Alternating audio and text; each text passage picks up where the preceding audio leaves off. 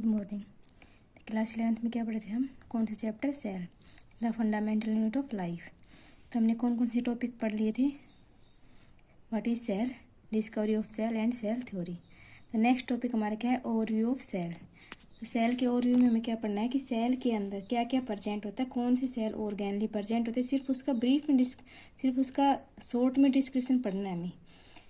तो सबसे हमने क्या देखा? सबसे पहले हमने ओनियन पील ली थी, माइक्रोस्कोप के अंदर हमने क्या किया था? ऑब्जर्व किया था, किसमें? क्लास 9th के अंदर।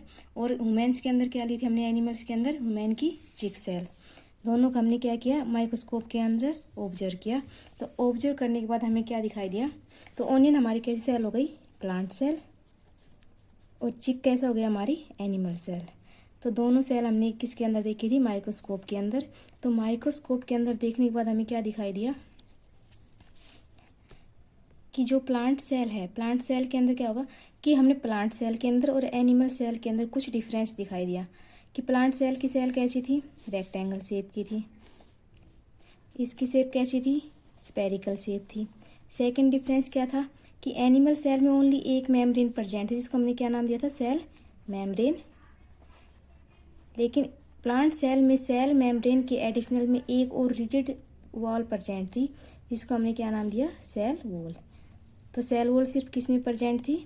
प्लांट सेल में। एनिमल सेल में क्या थी? एब्सेंट थी। सेल वॉल के बाद हमने क्या देखा था कि इसके सेंटर में, किसमें? सेल मेम्ब्रेन के सेंटर में एक डबल मेम्ब्रेन बाउंड स्ट्रक्चर था। क्या स्ट्रक्चर था? डेंस स्ट्रक्चर था, जिसके अंदर क्या था? फ्लूइड प्रेजेंट था, जिसको हमने क्या नाम दिया? न्यूक्लियस। और जो ये फ्लूइड प्रेजेंट उसको क्या नाम दिया था हमने? न्यूक्लियोप्लाज्म। और इस न्यूक्लियस के अंदर क्या था? जेनेटिक मटेरियल प्रेजेंट था, क्रोमोसोम प्रेजेंट थे, और इसका क्या था? डीएनए प्रेजेंट था। एनिमल सेल में कहाँ प्रेजेंट था? सेंटर के अंदर। प्लांट सेल में कहाँ प्रेजेंट था? इसके पेरिफेरी रीजन के अंदर, यानी कॉर्नर रीजन के अंदर। कैसा था? डबल मेम्ब्रेन बाउंड स्ट्रक्चर था। इसके साथ साथ हमने कुछ सेल्स ऐसे देखे थे कि जिनके अंदर जो न्यूक्लियर मटेरियल है, न्यूक्लियस के अंदर जो मटेरियल प्रेजेंट, हमने यहाँ पर कहा था कैसा मटेरियल प्रेजेंट है? जेनेटिक मटेरियल प्रेजेंट है। कि कुछ सेल ऐसे थे जिनके अंदर जो मटेरियल प्रेजेंट था, जेनेटिक मटेरियल तो प्रेजेंट था उनके अंदर, लेकिन कोई भी मेम्ब्रेन से कैसा था? वो अनबाउंड था। तो न्यूक्लियर मेम्ब्रेन के बेस पे जो ऑर्गेनिज्म है, ऑर्गेनिज्म को हमने 2 क्लासेज के अंदर क्या किया था? क्लासीफाई किया था। फर्स्ट कौन सी थी? Prokaryotic cell. और दूसरी कौन सी थी? Eukaryotic cells. तो प्रोकैरियोटिक सेल कौन सी थी? प्रोकैरियोटिक मतलब प्रो का मतलब प्रीमिटिव, प्रीमिटिव यानी कि एंशिएंट, और कैरियन का मतलब न्यूक्लियस।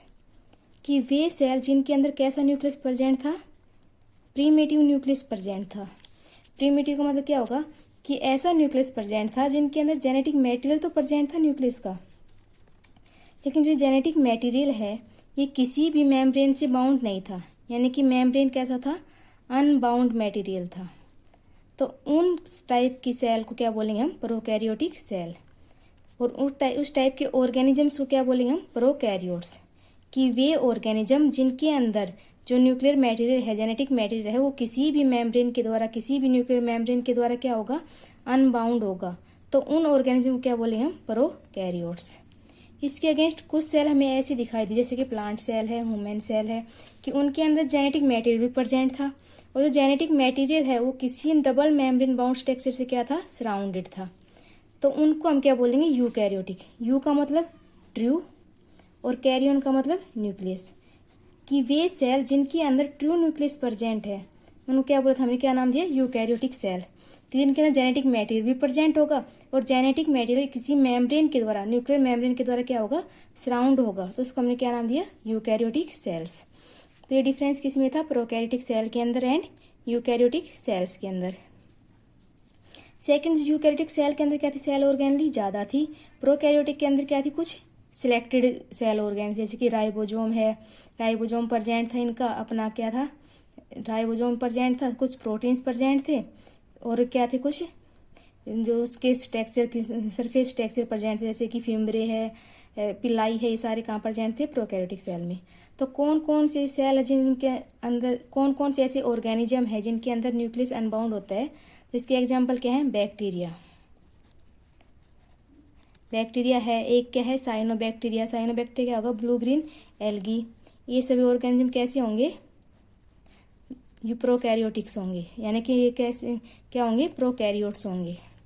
इसके अलावा बाकी जितने भी एनिमल्स है, प्लांट्स है, हायर एनिमल हायर प्लांट है, सारे कैसे होंगे, यूकैरियोटिक, जिनके अंदर वेल डिफाइंड क्या होगा, न्यूक्लियस होगा।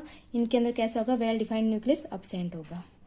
इसके अलावा और कुछ सेल ऑर्गेनली है जो किसमें प्रेजेंट थी, सेल्स के अंदर प्रेजेंट थी। इसके अलावा कौन कौन सी सेल ऑर्गेनली प्रेजेंट होगी, कुछ सेल ऑर्गेन कैसे होंगी, मेम्ब्रेन बाउंड होंगी, कुछ कैसी होंगी, डबल मेम्ब्रेन बाउंड होंगी, कुछ कैसी होंगी, सिंगल मेम्ब्रेन बाउंड होंगी, कुछ कैसी होंगी, मेम्ब्रेन से अनबाउंडेड होंगी।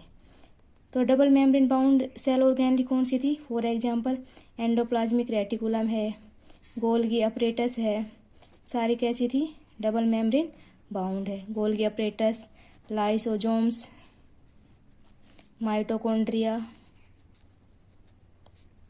ये सारी कैसी थी, डबल मेम्ब्रेन बाउंड थी, जो दोनों सेल्स में प्रेजेंट थी, यानी कि प्लांट सेल में भी प्रेजेंट थी और एनिमल सेल के अंदर।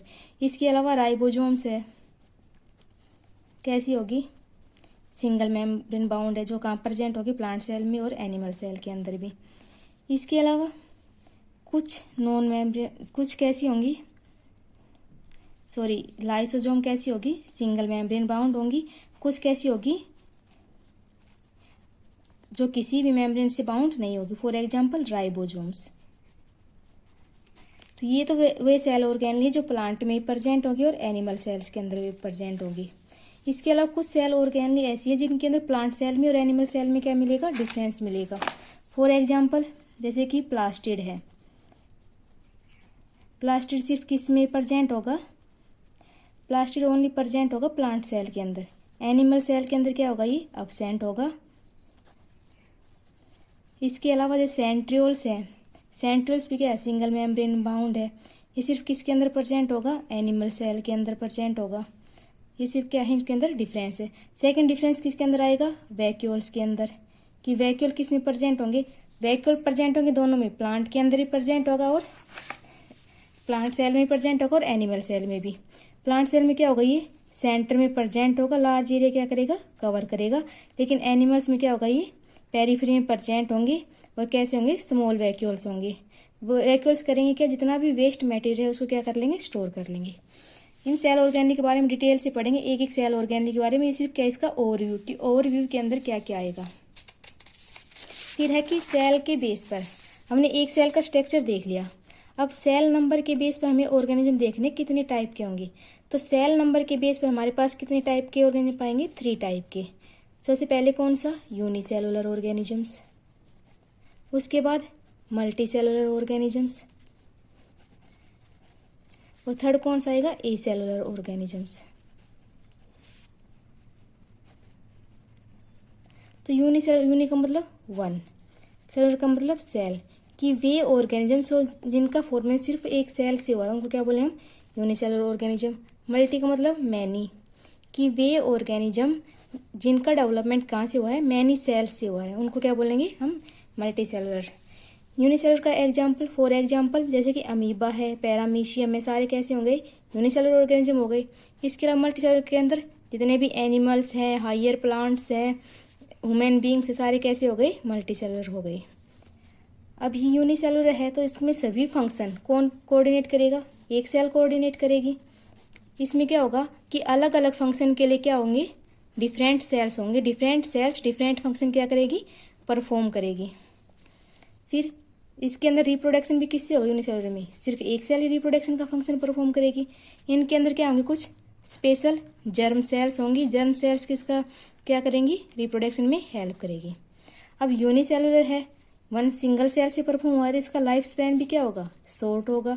इनका लाइफ स्पैन क्या होगा, लॉन्ग होगा, कि लॉन्ग टर्म तक क्या रहेंगे, ये अलाइव रहेंगे।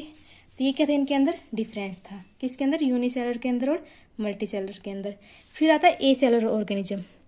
एसेलुलर में क्या होगा कि वे ऑर्गेनिज्म जिनकी बॉडी के अंदर कोई सेल प्रेजेंट नहीं होती, यानी कि सेल क्या होंगी, अब्सेंट होंगी, विदाउट सेल ही क्या करेंगे, भी लाइव करेंगे, तो उनको कौन से ऑर्गेनिज्म बोलेंगे हम, एसेलुलर ऑर्गेनिज्म। फॉर एग्जाम्पल वायरस, कि वायरस है कैसे होंगे, ए सेलुलर होंगे। इनकी बॉडी किससे कंपोज होगी कि इनके अंदर क्या होगा, एक तो जेनेटिक मटेरियल प्रेजेंट होगा कि इनका अपना क्या होगा, डीएनए होगा। और जेनेटिक मटेरियल के अलावा इनकी जो कंप्लीट बॉडी है किससे परफॉर्म्ड होगी, प्रोटीन से। कि प्रोटीन से क्या होगी, इनकी पूरी बॉडी कवर्ड होगी। और प्रोटीन के कोट के अंदर क्या होगा, इनका जेनेटिक मटेरियल प्रेजेंट होगा किसके अंदर, इनके हेड के अंदर। फॉर एग्जाम्पल एक बैक्टीरिया, कौन सा, बैक्टीरियोफेज। बैक्टीरियोफेज क्या है, एक वायरस है। किससे मिलकर बना है, इस तरह से क्या होगा, स्ट्रक्चर होगा। पूरा स्ट्रक्चर किससे मिलकर बना है, प्रोटीन से। और इसके हेड के अंदर ये क्या होगा, इसकी क्या होंगी, ये टेल होगी। ये क्या होगा, इसकी नेक होगी। ये क्या होगा, इसका हेड होगा।